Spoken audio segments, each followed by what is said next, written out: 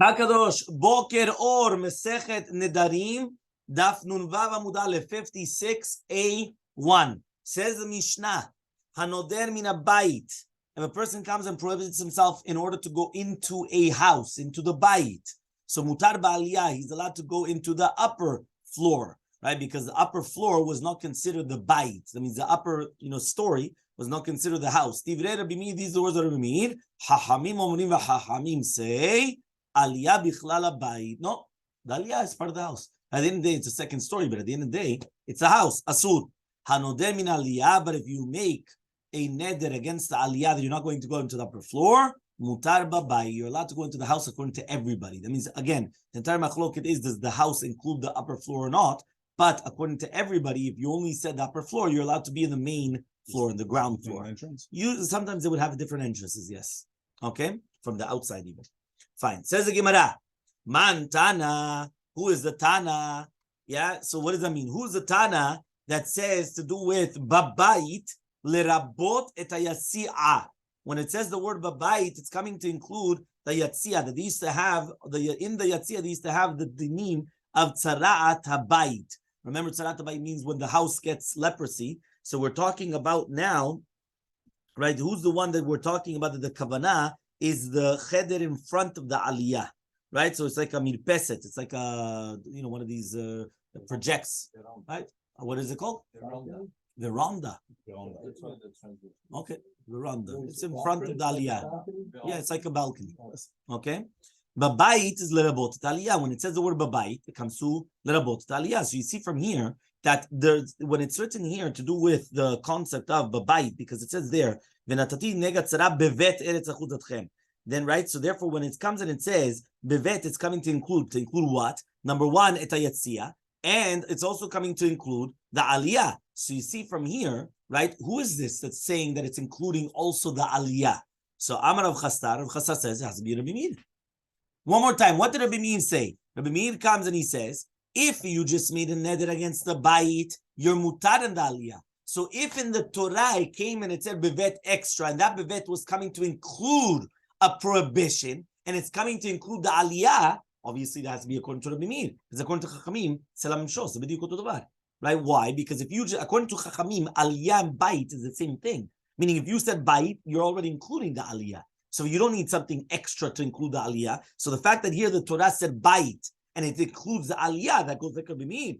The Rabbanan, it's going to be Rabbanan, ha'amre Rabbanan. The rabbi said, aliyah bichlal bayit.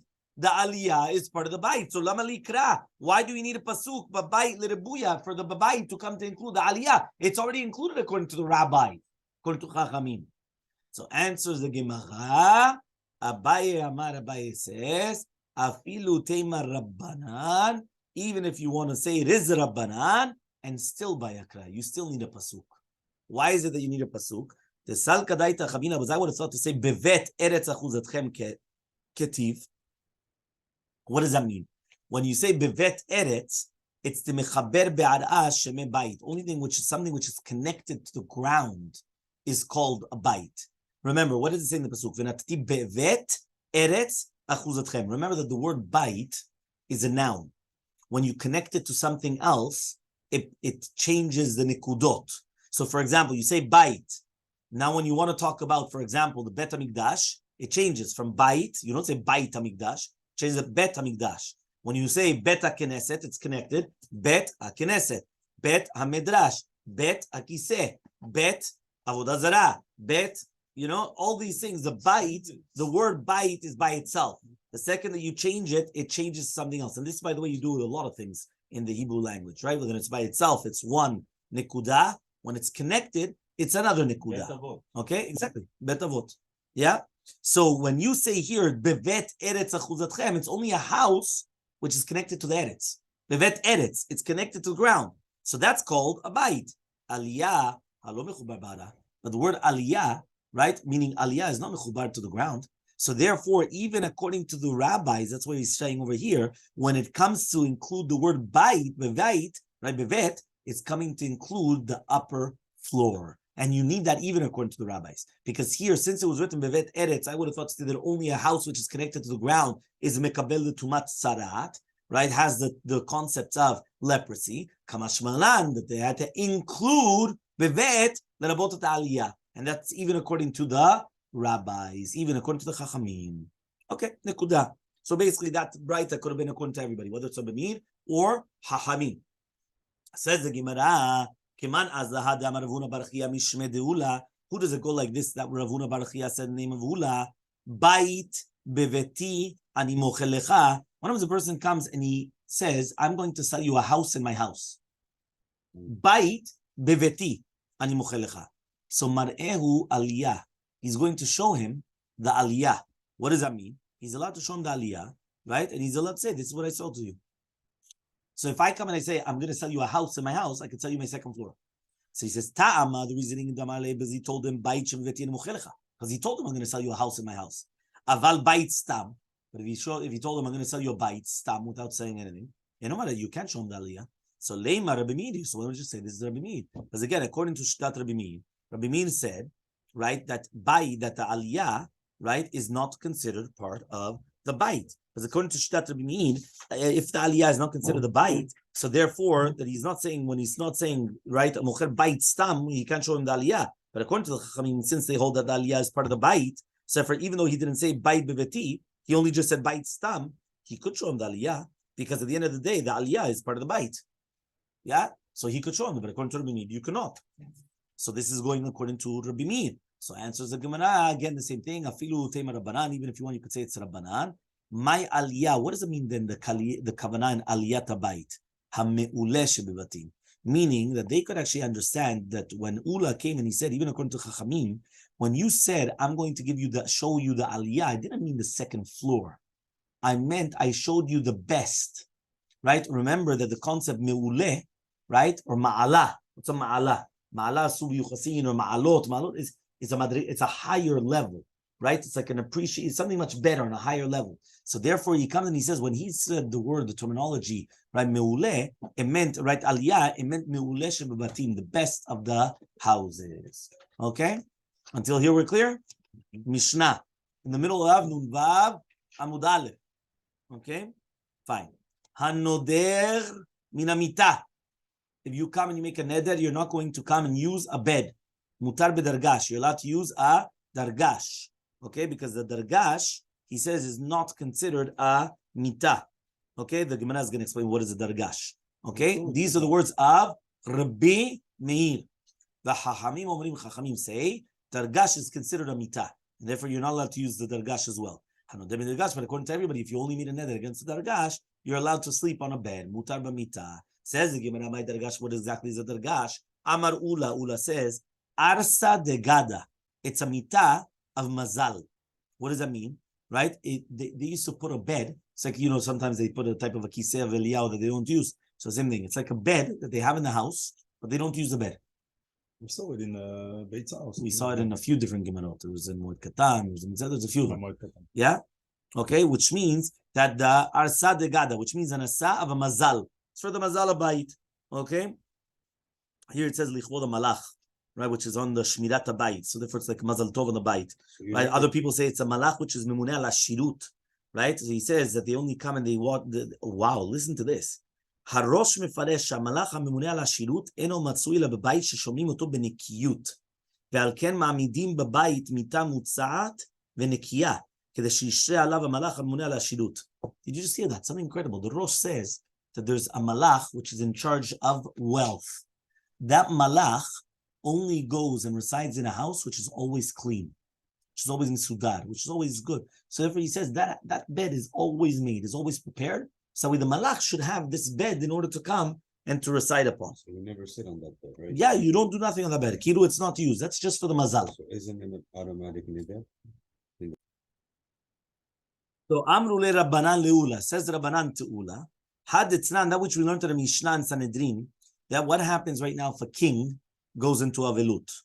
Keshen mavrinoto, when they come and they are doing Sudat Avra'ah, kol ha'am mesubim al haaretz. Everybody's sitting on the floor, right? V'hu mesav al dargash, and he's sitting on the dargash, right? So what's going on now? Now you just told me that it was a mitah that nobody uses because it's for good mazal, and now you're telling me that the king is using it during Avelut, right? What's going on here? Kula shatelo etiva le. I don't understand. The entire year he's not going to sit on this kiseh for mazal, and now when he becomes an avelut, he's going to sit down on this kiseh. There's something wrong here.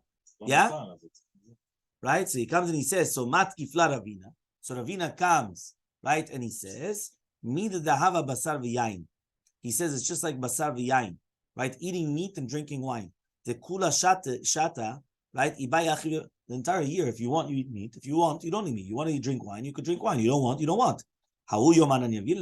But in that day, they're going to bring it to him for the suda, right? Basar lechol v'yain lishtot. Yeah. So here it says they give the avel to eat wine and to drink wine and to eat meat from the pasuk where it says tenu. It says v'yain leman nafesh, right? There's a pasuk in Mishleh, Lamed Aleph, right? So he says the Shita Mekubetzet explains that in order to come and to bring down the avelut, they give him basar v'yain, even though, right, they wouldn't give it to him on another time, and they used to come and they used to do that in order that he should calm down a little bit. So that's why the same thing over here, liyashev dato, they would come and they would basically give him to sit down on this dargash in order that he calms down a little bit. That's what they would do. Okay? So says the Gemara, Ella Hakashia, but we have another question. Titania was learned to write that dargash lo yakofeu. So this is where we said about it in Moed Katan, we learned it. That dargash, meaning that they had to turn over all the beds when Avilut happened. However, though the dargash, they wouldn't have to turn it over. Ela zokvo, they would just put it on two legs and that's enough. Via Martana, if you're going to tell me it's arsa degadahu, that it was a bed for mazal, Vatanya, we learned in a bright. He would have to turn over all the beds. So if this is a real bed that was a regular bed, but it was a bed for mazal, so he would also have to turn it over, just like he's turning over all the other beds in the house. So answers the Gemara, Lakashia, it's not a question. 56b. This is going to be considered like a mitah, which is miuchad for utensils, for kelim. The Tanya was learned on Raita. If there was a mitah which was miuchedet for kelim, for utensils, yeah, and you don't have to do it. Meaning that anything which is done for utensils, you don't have to turn over the bed. So the same thing that it's going to be a bed which is made for utensils, you don't have to turn it over. So too, the bed which is made for the mazal, you don't have to turn it over. It's not any worse than a mitah of kelim. So it says again, okay, fine. But if this is going to be the question is like this. The Tanya we learned in the Braita, Rashba Gomer, it says, Targash matir karbitav. The dargash, the avel is going to permit the rings, yeah, which are going to be there. Vehu nofel me'elav, and then it's going to fall on its own. Okay? Dargash arsa degadahu. Karbitin mitle. Second, if you're going to tell me now that this is a bed of mazal, does it have lulaut? This is a regular bed. There's nothing to do with now with these rings that you come and you attach and you open them up and now it's going to fall. It's a regular bed. Remember, arsa degada just means that it's a bed, right? Right? You just don't sleep on it, just for mazal. But it's a regular bed. So says the Gemara, Kiyata Ravi, when Ravi came from Eretz Yisrael the Bavel, he said, Shiltel lahum Rabbanan. I asked these rabbis, Rav Tachlifa bar Ma'araba Mishemen, his name was Rav Tachlifa bar Ma'araba, right? And he comes and he says, right, this is bar Ma'araba means from Eretz Yisrael, very interesting, yeah? So he says, Davashkiach beshuka de tzalaya, that he was found always in the shuk of the people that used to work with the tanneries, right, with the leathers and everything. Kamali, he told me, my dargash, what is that dargash? Arsa de tzala. It's a mitah which is made for skins, right? Which means that they used to come and they used to put the skins on it, right? And Rashbag says that the avel should open it up until the skin would fall to the floor. Okay, that's what it was. So it wasn't nothing to do with the mitah of mazal and all these things. It had to do with skins. Okay, so itman, it was stated. Ezu mitah vezu dargash. What is a mitah? What is a dargash? It says the Gemara, Rabbi says mitah mesargin otal gabah. The mitah, a regular bed, they used to come and they used to put it on the mizgeret, which means that they used to put the ropes and everything, right? And they wouldn't go inside of the holes, right? But the dargash mesargin oto migufo. So you actually have pictures here. You guys see the pictures? Yeah.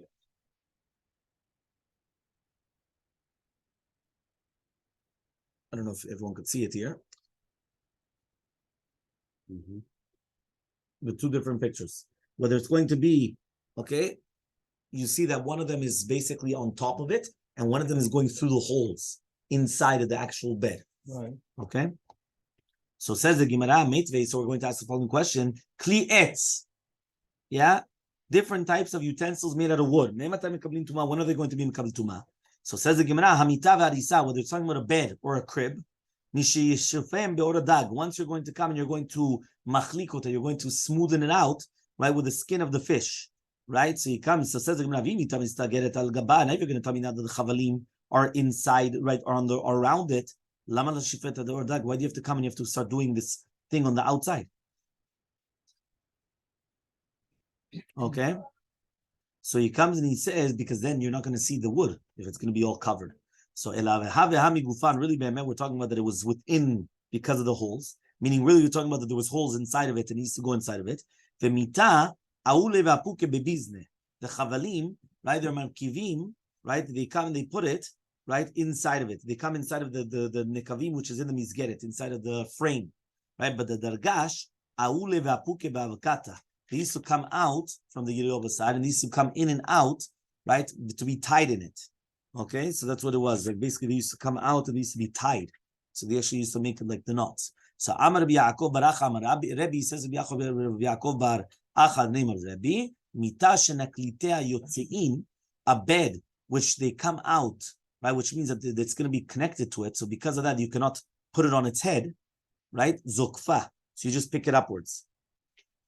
Right? Vidayo, and that's going to be enough. So this is this one, like this. You can't put it upside down.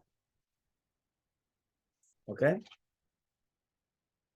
So he says, Amar Rav Yaakov Bar Idi, Amar Rav Yishom Levi Elachaz like Rashbag. Okay, fine. Very, very good. Next Mishnah. Mishnah Nunvav Amubet, 56b. Hanoder Mina'ir. Somebody that comes and he says he's not going to a certain city. He got upset with the city. He says, never again. That's it. He doesn't want to go. He's still allowed to go into the tchum of the city, right? But he's not allowed to go into the ibura of the city. Remember that the ibura is the 70 amot, right? And the 4 tfachim, which are close to the city. So one more time, you have the tchum. The tchum is the alpayim amah, the 2,000 amot of the city. From the last house? From the entrance of the city. Entrance of the city, you have 2,000 amot, right? But besides the 2,000 amot, you have ibura shel ir. Ibura shel ir is the 70 amot and the 4 tfachim, which is close to the city, because that's already considered part of the city. Okay? So here it says that you're not allowed to go outside of the 2,000, the tchum Shabbat, but he says, but houses which are found outside of the city within the 70 and 2/3 of the amot, from the corner of the city, they are mitztarfim la'id, and therefore they are counted as the part of the city. So therefore you would start the 2,000 amot outside of them. So for example, here you have the city. Yeah? Right? You have the city. All of a sudden, right here, I have a house. If it's within 70 amot and 2/3, what happens is this is considered part of the city, and now I start the 2,000 amot from there. You understood? I started from there. Now, what happens if from here there was nothing around the city, but now there was a house, but it was 80 amot outside of the city? No. So then I start from the city, right? Then I start from the tchum from the city. Okay, that's the way it works. Aval anoder min habayit. But if somebody comes and he says he doesn't want to go into this house, asur mina agaf velifnim, from already the place of the delet, which is basically when they close the door, which is like, the outer, the thickness of the door, and onwards. He's not allowed to come inside. Okay? That means basically from the entire thing. Okay? Says the Gemara, Menalan di ibura de mata kemata dame. How do we know that the ibur of the city is considered the city? How do we know that? So Rabbi Yochanan says, Damarkat says in Pasuk. Pasuk said in Yoshua, Vayhi biyot Yoshua biricho. Yoshua was in Yericho. My biricho doesn't mean Yericho. If you're going to tell me it was mamash in Yericho, Vaktiv, it's already written, Viricho, so get it to Musgeret. Right? Nobody was able to come in and out, which means that for sure Yoshua was not inside of the city mamash, Ela Shema Mina, but rather we learn from here, he was in the ibura of the city. And since he was in the iburas of the city, which is within the 70 amot and 2/3 of the Nama, so therefore that's why it's considered that it's called part of the city. So says the Gemara, maybe he was in the tchum of the city. Right? Why do you say he was so close? Remember, 70 amot is not a lot. Right? Think about it. 70 amot is less than 35 meters. It's a klum. What's 35 meters? Yeah, you understand? It's like nothing. You understand? Yeah. So he comes and he says, which one? So says the Gemara, maybe it's within the tchum. So haktiv b'tchuma. He says it's already written tchum. Why? It says to do the tchum of the city, That's only karne farah in the entire Torah. Yeah? Over there. So therefore he comes and he says, so you see from here that the alpay mama, which is going to be the chutz la'id, is already actually written there mefurash. So obviously it means that it's a ibur of the city. Okay? Fine. 2 dots. Yeah, if you make a neder against the house, you're not allowed to go in from over, or even where the door post is and onwards. But if it's going to be on the outer area of the door, right? There's no issue of coming inside. Mati comes and he asks the following question: the Kohen comes outside of the house and then he locks up the door. Yachol, I would have thought to say you should go to his house via sgid, right? And he should actually close it with like a long, rope. What does that mean? He has to actually be bepetach habayit b'shat esger. That means he has to be at the entrance of the house when he's closing the door. Now, if it's written in the petach habayit, I would have thought to say yamod tachad hamashkof yasgid. You could be under the doorpost and close the door. You have to actually go out of the house until you completely leave the house. Hakesa, what's the case then? Omed b'tzad hamashkof yasid. You're by the mashkof, and then you're closing the house. Remember, the Kohen was the one that used to check the negaim in the house.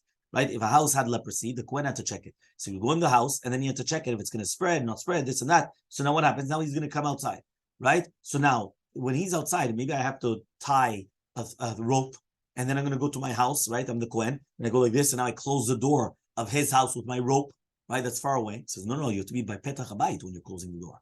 You have to be much by the entrance of the house. So if it's going to be like that, so how do you do it then? You have to be by b'tzad mashkof, and then you're closing the house. Right? How